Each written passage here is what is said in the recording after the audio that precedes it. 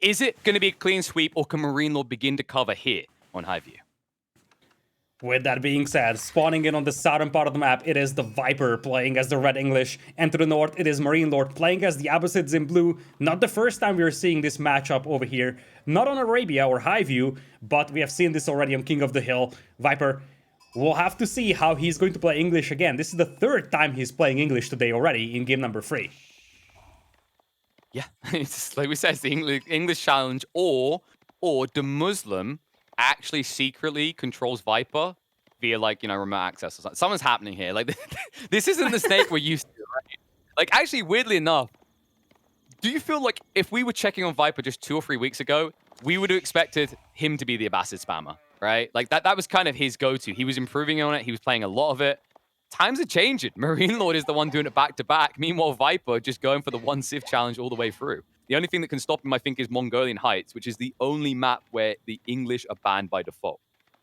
Yeah, that is indeed a good factor to consider, but maybe he has a game bug. Maybe he's like, okay, I can't even select any other civilization. Maybe it's just stuck, or maybe he just brought the free-to-play version of the game. Download the free-to-play version with only English available, and I'm not gonna play $60 for this game. I will just play the free-to-play version with only English available.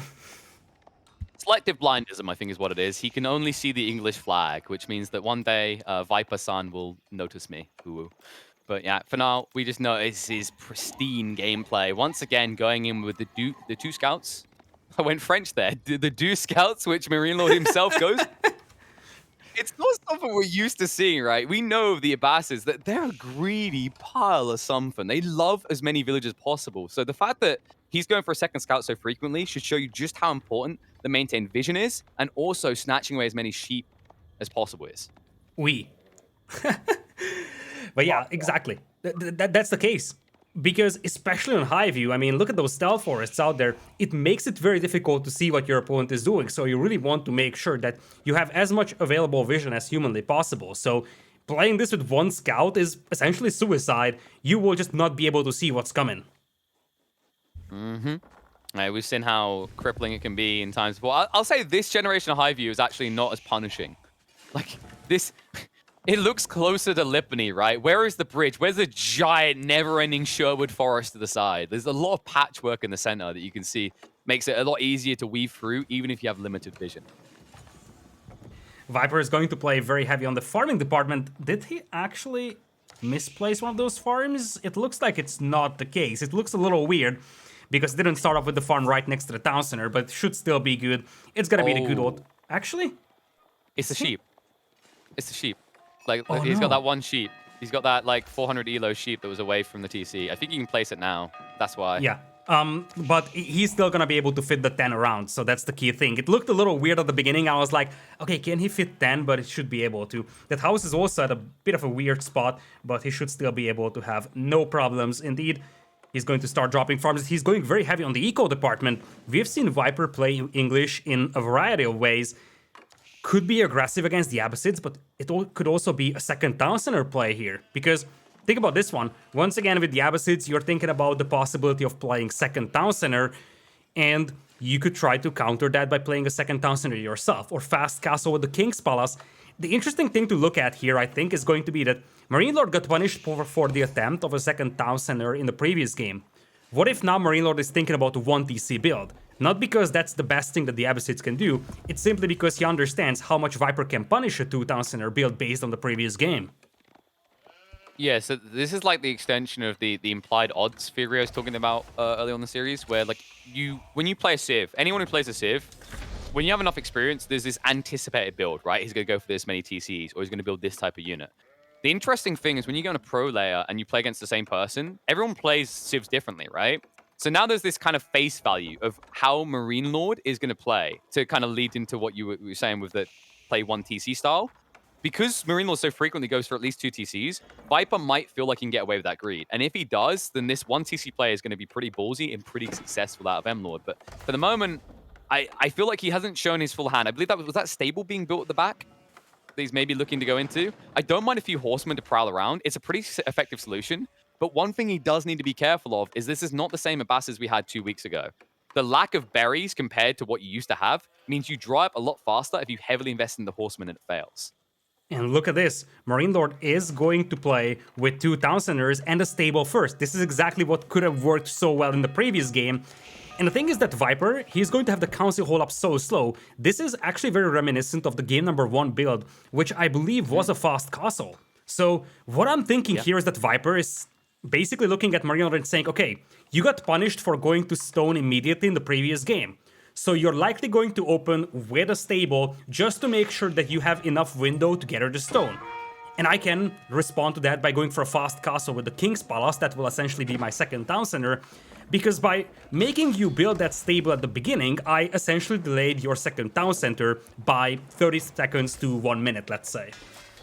Yeah, it's fair, right? We highlight this in game 2. The thing that was the mistake MarineLorD made, he got blocked on the stone because he had no military force. He didn't respect the English aggression. But look what Viper's doing.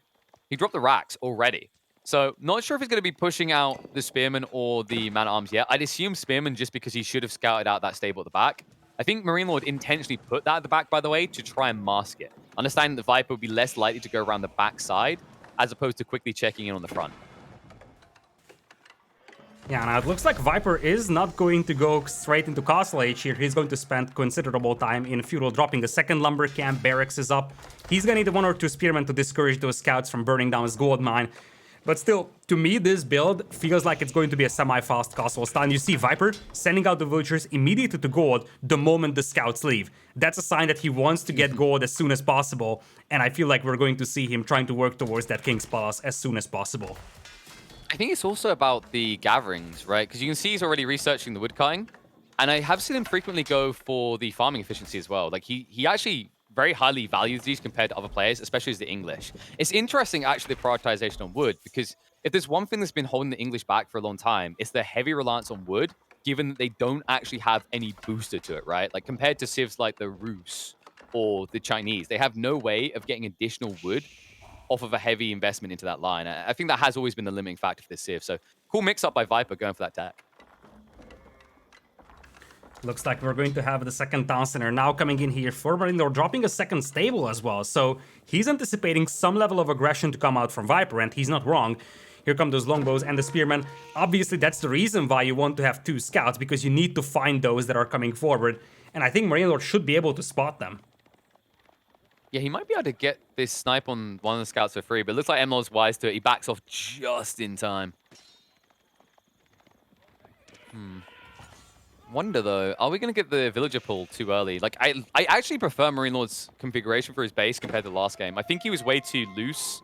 He was a little bit too confident. This feels more a respect kind of adjustment, right? Like, he's identified how quick Viper is with his timing, so he's playing more retracted away on his eco expansion. So, really big switch up. And actually, I think it spells good tidings for the series, because that's what it's about, right? Best of 7s, you want to see people adjust, and you need to see people adjust, because the difference in round 2 compared to other rounds is that you can keep playing the same civ time and time again, as we're seeing with Viper right now. And Viper, that's not going to be a Castle Age. That's going to be double man-at-arms spam. You actually pointed this out before, that we haven't really seen Viper going for that full crazy, super aggressive, full man-at-arms play, and we're probably going to see that now. He has gotten the early man-at-arms upgrade, he's got a good farming eco setup, and that's the reason why he prioritized farms so early, because this way he has a very nice and sustainable food eco. On the other side, though, MarineLorD's eco lead is growing, so Viper, to a certain extent, has to work with a bit of a window over here, because he can't delay the push forever. Because if MarineLorD gets to Castle Age, that's game over, because MarineLorD is going to have his own man-at-arms as well that will just beat the Feudal Age early man-at-arms. Yeah, it's problematic if you allow it to go too late. But remember that it's not as easy of a win condition anymore for the Abysses. If you crack the Castle Age, you don't instantly just win. The build-up of Siege is a lot more lethargic than it once was. They build up of forces as well, because one of the issues right now is MarineLorD has a lot less real estate than you'd think. Because of the pressure that Viper's applying at the front of his base, he doesn't have territorial expansion for farms and military buildings to the north and the south. Instead, he has to keep pushing behind his base. And you can see that Viper's now trying to address that as well, as he starts to expand around to the north side to try and make this map feel very small for MLOD. Yeah, and you see the tower is now coming up. Gotta love the move from MarineLorD to intercept those reinforcements, and that's where the Camel Archers come into play, especially with that buffed base damage. It's going to make them much more viable against those men-at-arms. And that mobility component is playing off really well for MarineLorD. He intercepted some reinforcements out there, nice and easy. Yeah, this is the power of the Horseman, right? In feudal age, you can just pick apart the trickling of reinforcements. You can also chase down scouts to deny vision. And right now, Viper, he's not going to be completely thrown off by this. Like, something that we have seen him do already in this series, and I know he loves to do, is the proxy racks. In the next 2 minutes, I wouldn't be surprised if he drops it there to ensure reinforcements continue out. Longbow count isn't incredibly healthy, though. Only 9 doesn't feel like enough to actually siege into your opponent's base. But if all he's going to push is Horseman, you could still achieve it, because you don't really need the Longbow at the minute at that stage. Yeah, and this time around, MarineLorD's cavalry numbers look a lot more punishing and dangerous than what we have seen in the previous game. Viper's got a pretty decent force over here. The problem is that these guys are stranded. Reinforcements won't come in, so if MarineLorD can stall that out, he could easily punish Viper for this one. And you see he's burning down that barracks. I think he could commit against this one. He would lose 1 or 2 horsemen, but he could burn it down to the ground. I think he's hesitant because of double racks, right? So, like, he knows that the spearman could still be massing at the back. So instead he backs away because he also just saw this. The ram was being built up. It's going to move out now. Viper, interesting play. And MarineLorD tries to go for the winning play. Instead, he's forced to react because of what Viper's now doing. This is a really cool back and forth. It's just essentially both players trying to force the other one to flinch first. Battering ram now. Yeah, it's going to be the tower under attack. Now, MarineLorD now has a 12 villagers lead, so if this is a cleanup, Viper's gonna be in trouble because MarineLord's eco is looking healthier and healthier, and it looks like that ram is getting caught off guard. Lombo's trying to address to the camel archers right now because the spearmen taking bonus damage against them. And it's just too many horsemen here. Not enough troops. MarineLorD pulls across the villages, burns down the ram, cleans up his opponent. Viper back to square one. He needs a new plan because this is just not gonna work. And we've talked about this one. He's on a timer right now. He didn't take a terrible fight over there. He took down some camel archers, took down some horsemen, but the push stalled out. And this is buying a tremendous amount of time here for MarineLorD. MarineLorD also adding a lot of farming eco himself. So that's the only positive over here for Viper. So we're not looking at the Abbasid player just living off the berries for 20-25 minutes. We're looking at an Abbasid player that is forced to add a substantial amount of farms. And that was a good spot by Vodka. That's the concern I had. I saw the movement on the mini-map. Like, that secondary group that Viper's pushing, this is very risky against this many horsemen. But also, the timing is perfect because MarineLorD is starting to expand out of all these farms. Even though he has a big eco lead, that can get sunk instantly if you get distracted in the mid, and a Ray comes in under those expansions with the farms. So, needs to be careful, needs to keep his eyes open to these raids, because you can already see the Vipers setting up 2-3 different groups in different areas of the map, just looking for that kind of one of these will succeed moment, right? Yeah, that's right. And if one of those succeeds, that villager deficit that Viper has is going to shrink quite a bit. Horseman numbers still quite heavily in the favor of MarineLorD though, and he's also reaching that critical mass of horsemen though. Now he's up to 17. And we have seen in the previous game how much damage 17 horsemen can do if they run into your eco. Yes, sorry, but it's harder to reach compared to the last game. Like, these tree lines don't necessarily create that natural coffin that we saw in King of the Hill, but Viper trying to ensure MarineLorD needs a few more coffins in his eco lines. He has started moving the Lombos, and the cool thing about this is, what does it force? It forces an instant reaction. The horsemen have to peel back. The wood line has to retreat. MarineLorD with a lot of idle economy here as he forfeits the southern tree line to head to the north. The north, where an engagement is underway. Man-at-Arms trying to hold him at bay. Spin moving as well. And next to the stone outcropping, a natural defense here. Longbowman could jump inside the outpost. That will protect them. But with this many horsemen, I feel like you're about to get torched. A secondary ram investment only gets rid of the outpost. And right now, it feels like Viper is getting the worst of the trades here. Yeah, Viper is not getting great trades over here. I mean, he's keeping some of his longbows alive, but he's being ground down over here. Sure enough, he managed to idle some of the units here for MarineLorD. But at the end of the day, Viper is losing units, whereas MarineLorD is barely using any army here. So, if you look at the army numbers, it's still 33 versus 33. But in the last few minutes, Viper lost like 6-7 longbows, some infantry as well. Whereas for MarineLorD, the losses have been minimal. Yeah, it's actually astounding how good these trades have been. I mean, and the difference is that MarineLord's looking for scalability, right? He's defending to bulk.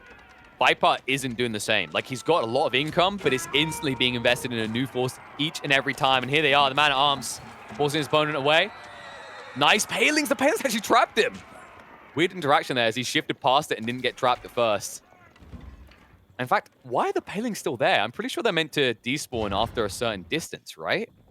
Yeah, that's weird. I mean, when the palings were deployed, I didn't even see any longbowmen close to that, so not exactly sure what happened there. The palings are still in there. Maybe we have some invisible longbows or something.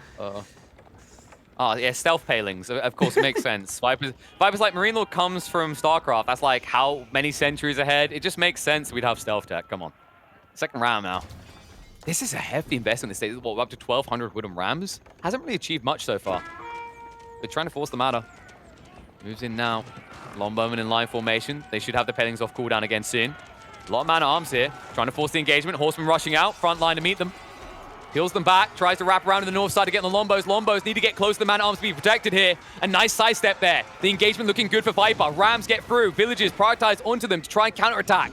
There's so many horsemen down. Longbowman still in a high quantity here. We'll retreat away for the moment, but now with all the horsemen gone, more reinforcements coming in. Only one ram going down at the end of that fight. Viper getting the better trade. And that's the tankiness of those men-at-arms. I mean, look at those bad boys. It wasn't even about the spearmen. It wasn't even about longbows. It was about the fact that those men-at-arms just don't die to the archers. They soak up all the arrow fire and let the longbows do the work from behind. And once again, we're looking at a scenario where MarineLorD's eco lead is quite substantial. But what happens if all of those villagers become idle because they need to garrison towers, they need to garrison town centers? Viper's got a window here, a larger window than what we anticipated. And this deadly combination of men-at-arms and longbows is starting to prevail, not just in the previous game, but in this one as well. It just seems to be the kryptonite for Superman MarineLorD right now. And, you look at the situation, you have to think about logically here, folks. Horsemen are so pricey. And so many man-at-arms survive that fight. They're an even exchange unit in terms of cost, but they're not exchanging evenly in these fights. And maybe you could question, why didn't MarineLorD wrap in with the horseman? He got around the back of the longbowman at first. The issue is those man-at-arms. If he abandons the front line, his archers die to them. So it's still a bad trade. There's no good side of this for MarineLorD right now. And it means he goes full defensive, outpost being upgraded to try and protect him. Force reactions on the north side, because remember, MLord, he needs this additional influx into his eco from the berries, but Viper's not going to let him have it for long.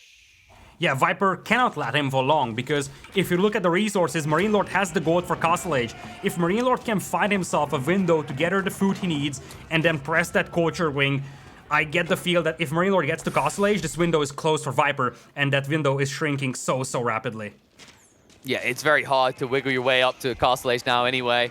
With Viper having 3 rams in the field, if they remain when you go for that castle up, he can instantly just move in to eradicate your base. That's the concern. He doesn't even need to go for the TC straight away. As long as he gets rid of the military production buildings, your advantage can't be realized. Now the outposts all being removed, the map is going to get small very quickly. Viper looks like a small group of military troops trying to defect the MarineLorD side, but he will have none of it as he gets the shivs out. But now Rams moving in onto the expansion TC. A healthy eco lead still from MarineLorD, but remember that he doesn't have easy resources to access anymore. That's not going to get simpler anytime soon. Look at that gold. Holy smokes, look at that gold mine on the north. That's unbelievable. That's like 50 villas on that gold mine out there. And now he's addressing the issue on the right side. He's on the way to Castle Age. And Viper can see that. If he looks at the House of Wisdom, it's right now not in his line of sight. But if he ever gets a sight on that, he can see the new wing being built. He knows his opponent is up. And he just destroyed that expansion town center in just a blink of an eye with 2 more rams coming in. This might be the perfect timing push here by Viper. Up to 5. The only thing Viper's missing is an outpost to juice up the attack speed of everything, including the rams there. But as he moves in, remember these houses. This is a smart play. He's pop capping MarineLorD. MarineLord's at 130 right now. And as soon as the houses go down, he can't produce more units, and he's actually obliterating them at a rate that exceeds the rate they're being built. So many lumber camps. Beautiful play. And as you pointed out, like the lumber camps. The lumber camps, that's a sign that MarineLorD had to abandon that forest, which means that wood is a problem right now for him, which means replenishing those houses is a problem, and you see MarineLorD has to build house after house after house, and that's just going to slow him down when it comes to adding more army, and now he's losing the production buildings. He's gonna get to Castle Age with no tools to make a single Castle Age unit. This was my concern, and you know what's gonna happen for Viper? The moment he sees that tech up, as you said, he can see it anyway, visibly. He's just going to double down. He's getting enough wood for additional rams. Targets in onto the stables, onto the archery ranges, and every time MarineLorD builds, it instantly gets deleted. And the concern with this is look at his wood right now. He's got 750 coming in per minute, and every time he gets it, it's instantly invested. This is problematic right now. TC being targeted. Rush through. Viper sees the opportunity. The Mangonel being built up here. But Mangonel is not as impactful as they once were. Against the man-at-arms, they could be the difference, though. Rush through. MAA forcing him away. Backstab.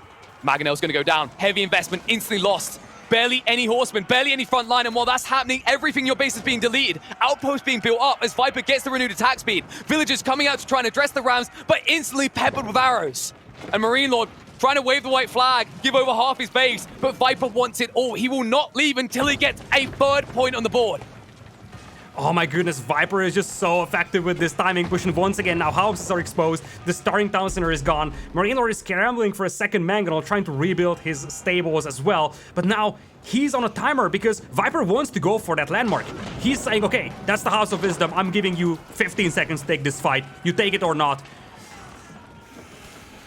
Ramification intensifies. 5 rams onto the House of Wisdom. So many longbowmen here. He can't even go for the repairs, but you know he's going to be forced to do so. Issue with that as well is he has limited wood, trying to collect as much as possible. The mangonels just not what they once were. They're doing barely anything to this clump of infantry for Viper. And the Lancers, the Horsemen, they can't even get on top of the Rams. The man-at-arms are just too chunky. They rush in.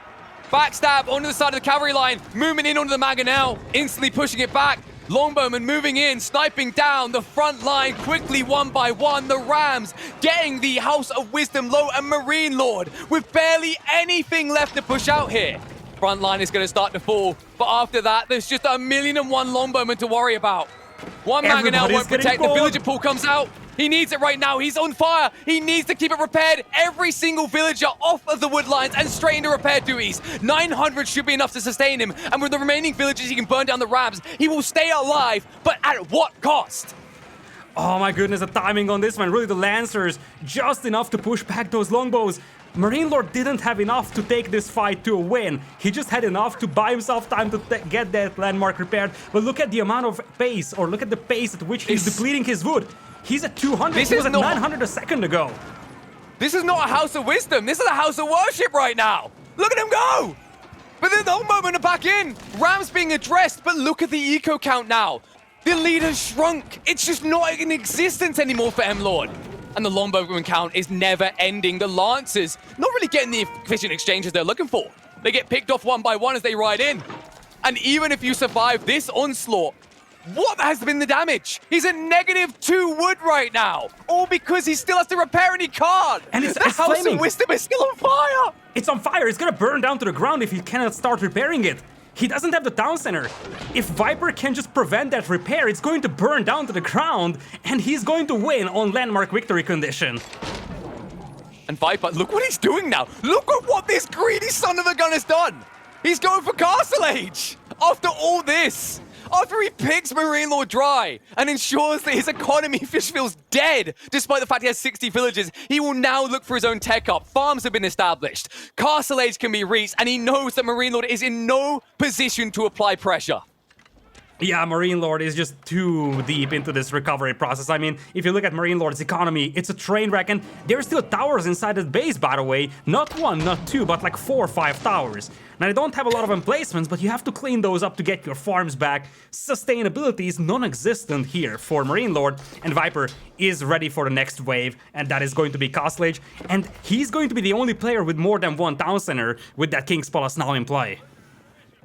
And he shrunk the lead. He took the lead, right? He's 4 villages ahead. MarineLorD, he has a very little time to hang around. The issue is he has so much of his base to rebuild. I mean, luckily for him, he at least kept the level 2 Golden Age, because I felt like he was going to shrink. The amount of buildings that were being deleted here, he will look to now reclaim his base. But the question is, what's happening with Vipers? Because there's no pressure there. He gets his castle up for free. That was the difference, right? He went in, he punished MarineLorD. He deleted half of his base. That was the price of admission to castle. Then Viper smugly turns around and says, I'm just going to castle up. There's nothing you can do. I'm even going to go for the model. There's nothing you can do. I get everything, and you only get to keep half of your base. I mean, unbelievable. I get the feel that starting tomorrow on the rank ladder, you're going to have like an 80% pick rate for English for at least a week. Everybody watching this is like, English OP, so powerful. It's not just that, it's Viper using it to perfection, the farming eco, the network of castles bonus that he's been using, and really, he's just shifting so dynamically from a very much aggressive focus into a very much eco-focused approach like he's doing right now. He's at 69 villagers, very nice, as compared to 60 of MarineLorD, but the concern for MarineLorD is that food and gold income. Last time I checked, 0 per minute is not where you want to be at 24 minutes in the game. Well, luckily for MarineLorD, he doesn't really need food because he still doesn't have a town center. I think he just finished rebuilding it. It took that long. And that's why he hasn't been shifting the eco count. It means Viper builds up a healthy lead, and it's going to get healthy if he moves out into these relics. Relics that MarineLorD couldn't really go for. He never actually went into religion here. And if he does it now, it's going to feel a little bit late, but now on the move into the center. He knows he needs to strike back, but by the time he arrives, look at the military force count for Viper. He outmasses him right now, and he's about to breach into the side of his formation. Lancers, not able to withstand the fire coming out from Longbows, will retreat away. And you see, he already got a beat on that. He knows where the Mangonel is. He's chasing after it. And remember, these Mangonels are sluggish. Because you're the Abbasids, you probably don't have greased axles. You definitely don't have greased axles by the look of it. Because you don't want to build a siege workshop. Oh man, this is looking so difficult here for MarineLorD. I mean, now the remaining archers are getting picked off, and once the archers are gone, the spearmen will be so effective taking down those knights out there. And it is a full retreat for MarineLorD, who, by the way, for a long time didn't even have a single town center. So part of the reason why he fell behind in villager count so much is because he was playing 0 town center for like 5 or so minutes. Now he's back on track with that town center being rebuilt, but Viper has all the momentum that he could ask for. It's about to get better and better. Viper, we know he loves this part of the game. Picking up relics, infinite gold. That sounds broken. Give it to me. He loves getting his hands on these. He's actually probably one of the best players at playing towards these. He's very quick when he accesses castle in getting access to that infinite resource generation. And it's someone that's going to put MarineLorD at a bigger disadvantage. If that disadvantage wasn't already big enough, being 18 villages behind Viper, and Viper, of course, having the benefit of the stretched out farmlands. With the increased gathering rate that the English gets access to, even with the Golden Age, the Abbasids don't really compare in the food department. And let's not forget that the base of MarineLorD, the initial starting base, was leveled, so I'm not even sure what his level is with the Golden Age because he lost so many buildings, and I think under so much pressure, I'm sure that he wasn't really focusing on making sure that all connections are there, so he was just dropping the buildings as fast as he could so he could facilitate the production he needed. So funnily enough, he barely maintained 2 through that huge siege, just because obviously he was rebuilding the houses as soon as they went down. The lumber camp had what felt like 1,000,001 lumber camps to it in the south. So he did manage to keep the level 2. But really, you want to be close to that level 3, right? You want to be able to zoom up in the production speed, because the issue you have right now is you're being outmassed constantly. Viper gets aggressive, and when he does get aggressive, it's a fair point to make that he has the quality troop as well. Like, this range battalion is beating MarineLorD's ass, and he has no solution because the Mangonels aren't good at dealing with clumps like they used to be. Yeah, that's exactly the case, and this is part of the reason why it was debated that we're going to see a lot more feudal age aggression compared to Castle Age aggression in these games, because the Mangonels are relatively weak, so there is no point rushing that Castle Age for Mangonels, and we have seen an instance of that in this game as well. Viper just put up full feudal age pressure, and even when MarineLorD got up to Castle Age, the Mangonels were seemingly non-factors. It's kind of trivial how bad they look, and also, look at this. Oh, that's a free donation right there. That's a hefty investment by MarineLorD that realistically never actually found any value this entire game. Like, you know, MarineLorD realizes it as well. He pretty much was using those as scouting units on the right flank. It's probably the only thing they can do anymore. That's a quite expensive scouting unit, though. It is. I mean, it's not even that tanky, really. At least the scouts repair themselves in Spanish, right? But this is the worrying part. Like, an English player, when they're out of position like this, usually you're able to exploit it. Look how scared MarineLorD is. He's waving the white flag. He's running away. He doesn't want any of this. And look at Viper. I mean, he's playing for the long game here even. He's going for the relics, and he's fighting for this relic on the right-hand side. He's saying, okay, you're not going to get that. I just want to make sure that the how bad it is your position is right now is just going to get worse in the next few minutes, because I'm also going to pick up every single relic. And MarineLorD right now is taking these pretty inefficient trades in the mid because he's trying to reboom his economy. He did go back for a second TC again, so he's trying to recover. I wouldn't be surprised if he's contemplating a third one as well. He definitely has the resources to drop it, and I wouldn't even necessarily be against it at this stage. Like, you're not clearly gaining ground. You're at least holding your opponent in the mid. And if you can hold him there and deny vision, he doesn't exactly know what you're doing back at base. And looking at the resources. Yeah. Why is there a long moment here? Yeah, it's like they're everywhere. It's like the Sherwood Forest, filled with English, man. But yeah, look at Viper's resources, though. And you get the feel that Viper is like, okay, you're still in the recovery process. I'm just going to shatter your heart by showing you that, hey, I just reached Imperial. Because you get the feel with that resource bank, Imperial Age is a reality for Viper in the next few minutes. Well, he's sustained himself, right? He's pop capped. And all he has to do now is summon rams from the depths of Sherwood Forest.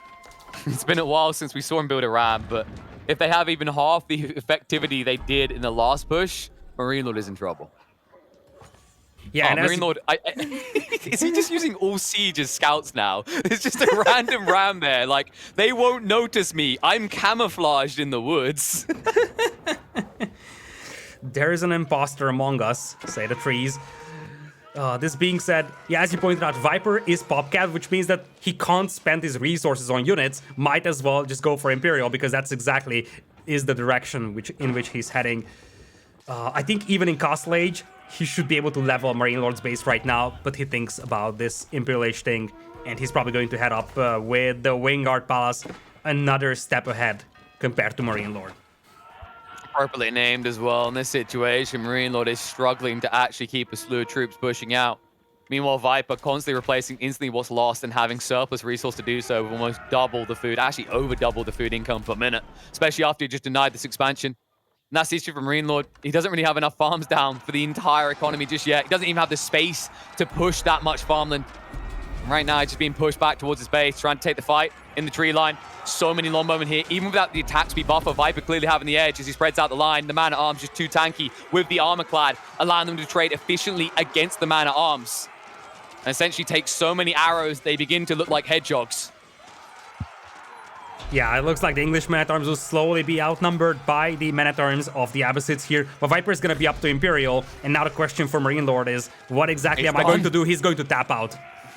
Yeah, he's going to look, reflect, and say, I guess game 4 could be better. 3 on the board. Viper with the back-to-back-to-back English is making it look like it could be a clean sweep. Question now remaining, is MarineLorD going to ban the English? Is he going to find a way to come back? Because now he will need a reverse sweep if he wants to win this Grand Finals. I mean, Viper is playing such an exceptional level of English. You really get the feel that he mastered this civilization so much. And that is just, once again, the smart usage of rules. This is something that is one of the characteristics of Viper's playstyle. He is one of those players that loves to read the rulebooks. He knows every single detail about the tournament settings, and he's using that. He was fully aware going into this set that he is eligible to repick the same civilization as many times as he wants to. The only restriction is that you can't pick the top 3 civilizations for each map, and of course the civilization that the opponent bans. So he's conscious about this fact, and you get the feel that maybe he was preparing for this entire day, or maybe even this entire weekend, saying, okay, I could use this to my advantage. What if I just practice 100 English games and I master one civilization exceptionally well? And it seems like with the way this series has started to go, MarineLorD was also saying, what if I master one civilization and it's only the Abbasids? Because that was the second game in the row that he chose to take the pummel. Admittedly, I wasn't necessarily against the play. I think he'd done a good job of adjusting his early game, and the experimentation, failed in the end. But realistically, this was a better map for the Abbasids and a better opening compared to King of the Hill, which I think is just the worst showing to pick this Civ on right now. The question is whether he's going to adjust the overall Civ pick. Has he experimented with this enough? And is Viper just going to continue on through and make it 4 games in a row